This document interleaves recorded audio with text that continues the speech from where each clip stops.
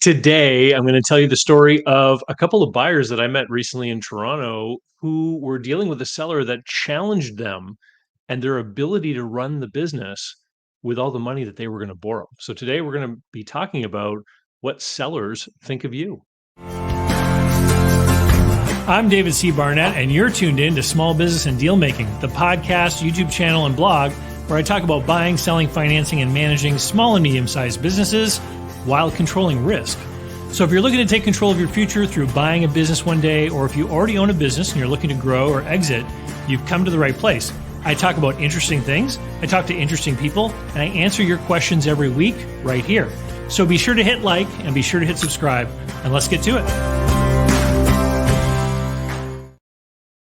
Hey everyone, back in June, I flew up to Toronto to appear and give a short talk at the SMB Social TO event that was hosted by TD and buyasellbusiness.com. So thanks to those two organizations for putting that together.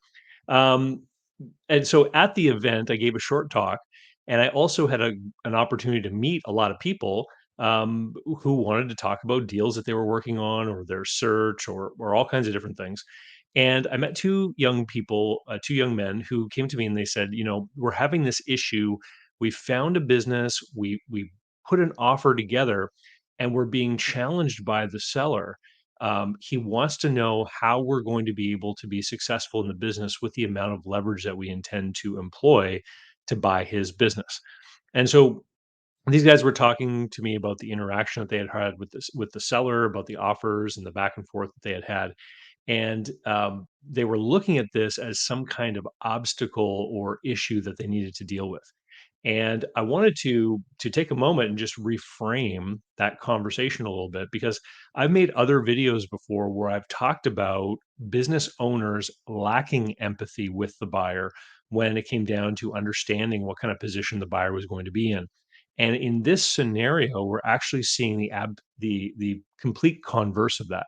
We're seeing a seller who has a great degree of empathy with the buyer, because they're trying to put themselves in the buyer's shoes, thinking, hmm, if I was buying this business and I was going to borrow all the money that they intend to borrow, and service that debt and everything, how would I make it work? And this is the pushback. And so what I explained to these guys is I explained to them a couple of things. Number one, they're very fortunate to have run into such a buyer, or such a seller rather, because the person does have an open mind to trying to understand the scenario from their point of view. That's number one. I said number two. In addition to the seller wondering how you're going to make this deal work with the amount of leverage you intend to apply, I would also hope that you are concerned about how you're going to make the deal work with the amount of leverage that you're going to apply. To which they both said, "Yeah, we are concerned, and we've been modeling it out. And we have different cash flow forecasts and everything." And I said, "Great." I said, "So here's an opportunity to take advantage of the years of experience and the knowledge that this seller has. Share your forecast, share your plan, show the seller what it is that you intend to do and how you think it's going to work, because you've actually got access to a consultant, a mentor, etc., who is an absolute expert in this business that you want to buy.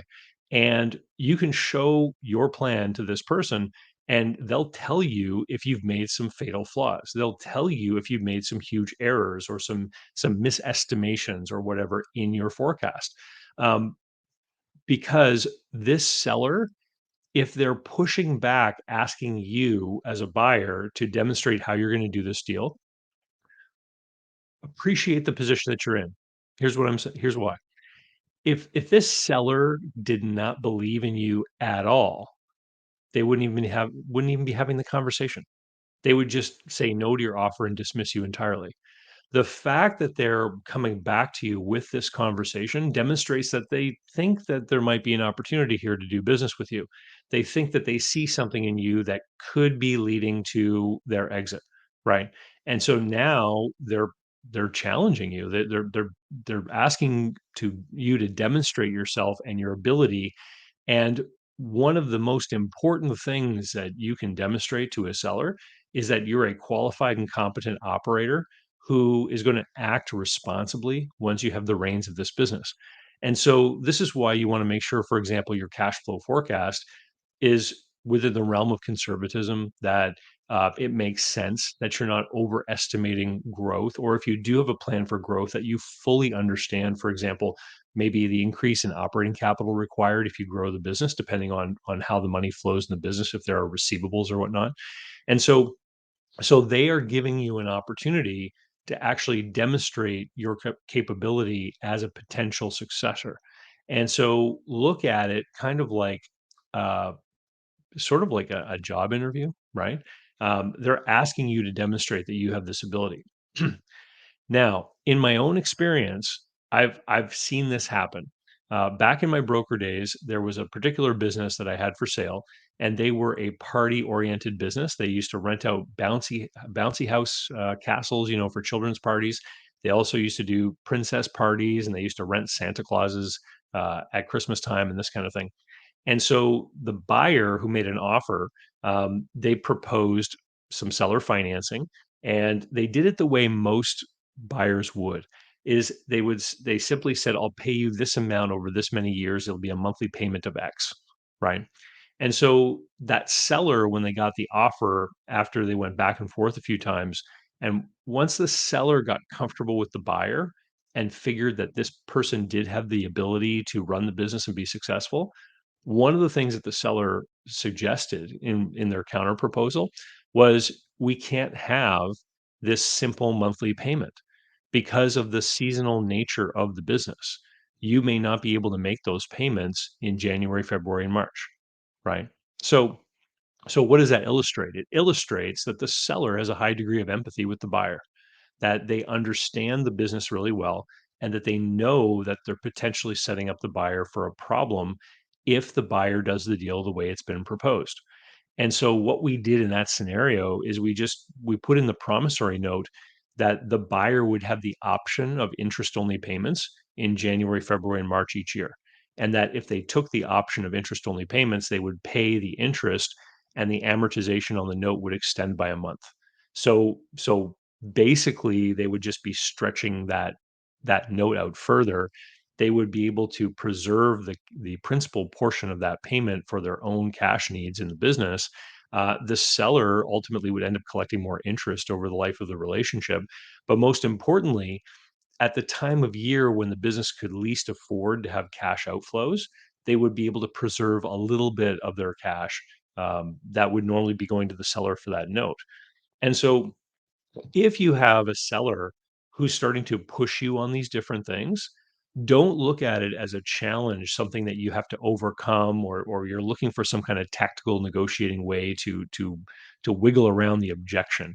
Look at it as a great sign that you've met someone who could potentially be a great partner in helping you format the deal in a winning way, especially if you're asking the seller to finance a material amount of the purchase. They're going to have confidence in you. They're gonna have to feel that you are qualified and know that you have a plan that they think could be successful. And let's face it, if they don't think your plan could be successful, that's probably a great indication that there's a problem with your plan. I mean, the person who owns the business now, especially if they've been running it for a long time, they know the business. They are the expert. And that person's input should be one of the biggest things that you want to have through the whole plan of taking over this business. Right. Anyway, so I thought it was a great example. I often talk about how, sellers sometimes don't put themselves in the shoes of the buyer, but if you run into a seller who is doing this, take advantage of it and work with them, look for their input, seek their advice, and it may require revising the plan a few times. It may require making updates to what you intend to do. And once you start working with that person and they see that you are coachable and that you will take feedback and advice and that you can adapt yourself to learning what needs to be learned to make that business operate, it's actually going to give the seller more confidence that once the deal is done, that you're still going to be looking for them for advice and guidance and some mentorship, which is one of the biggest things that buyers want from sellers when they do a deal. One of the big reasons I tell people that you want a material amount of seller financing is to give that seller a reason to participate and to be there for you as a mentor and a guide. And if they're trying to gauge your ability to accept that mentorship, then you're on the path to a winning deal. Anyway, thanks very much. If you are serious about buying a business and you want to learn how to do it in a risk controlled way, then head over to businessbuyeradvantage.com, where you can learn the different ways that I work with people that want to buy a business. You can sign up there for my online training. It's an online course that has hours and hours and hours of content. It's all self-paced. You do the videos. There's a workbook. There's also analysis tools that you can download and use in Excel to help you look at deals, et cetera. And you can also then learn about my group coaching program and stuff like that. So it's all at businessbuyeradvantage.com. And with that, we'll see you later. And big shout out to today's video sponsor, Mark Willis. We'll play the ad and we'll say goodbye. Special thanks go out to today's video sponsor, Mark Willis of Lake Growth Financial. Mark helps people better manage their personal wealth and business finances through the Bank on Yourself insurance strategy. This is something I've done personally and have gotten lots of positive feedback from people I've worked with over the years. Go to newbankingsolution.com to find a playlist of all the interviews I've done with Mark and to learn more about the advantages of these programs. While there, sign up to arrange a conversation about what this solution might look like for you.